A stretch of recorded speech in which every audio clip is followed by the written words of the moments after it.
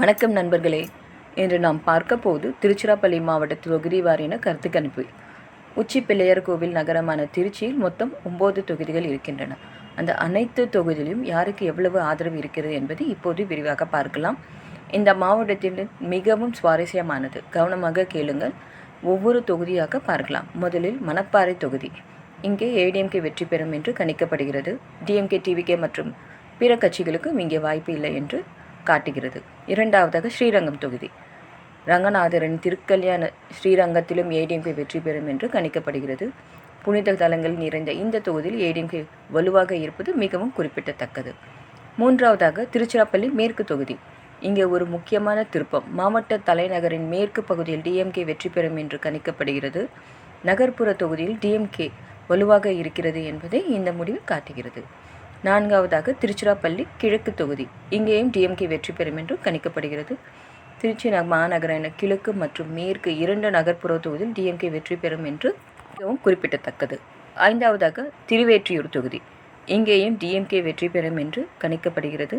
தொடர்ந்து 3 தொகுதியில் டிஎம்கே வெற்றி பெறும் என்பது திருச்சி மாவட்டத்தின் டிஎம்கேவின் வலிமை காட்டுகிறது. ஆறாவதாக லால்குடி தொகுதி. இங்கே மீண்டும் ஏடிஎம்கே வெற்றி பெறும் என்று கணிக்கப்படுகிறது.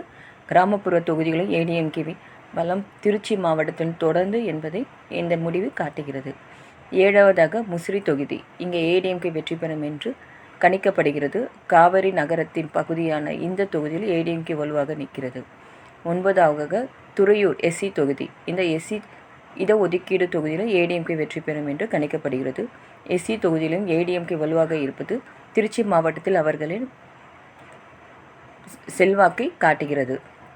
இப்போது மொத்த மாவட்ட கணக்கை பார்க்கலாம். திருச்சிராப்பள்ளி மாவட்டத்தில் மொத்தம் 9 தொகுதிகள். ஏடிஎம்கே 5 இடங்கள், டிஎம்கே 4 இடங்கள், டிவிகே மற்றும் பிற கட்சிகளுக்கு 0. இது நாம் இதுவரை பார்த்த மாவட்டங்களில் மிகவும் கடுமையான போட்டி மாவட்டமாக நிகழ்கிறது. நண்பர்களே, திருச்சிராப்பள்ளி மாவட்டம் மிகவும் சுவாரஸ்யமான படத்தை காட்டுகிறது.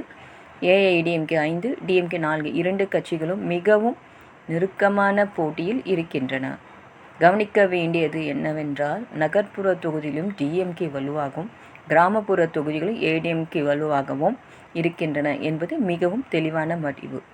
திருச்சி மேற்கு, கிழக்கு, திருவெற்றியூர், மண்ணசல்னூர் நகர்ப்புற தொகுதியில் டிஎம்கேவை, மணப்பாறை, ஸ்ரீரங்கம், லால்குடி, முசிறி, துறையூர் கிராமப்புற தொகுதியில் ஏடிஎம்கே என்று வடிவம் மிகவும் தெளிவாக தெரிகிறது.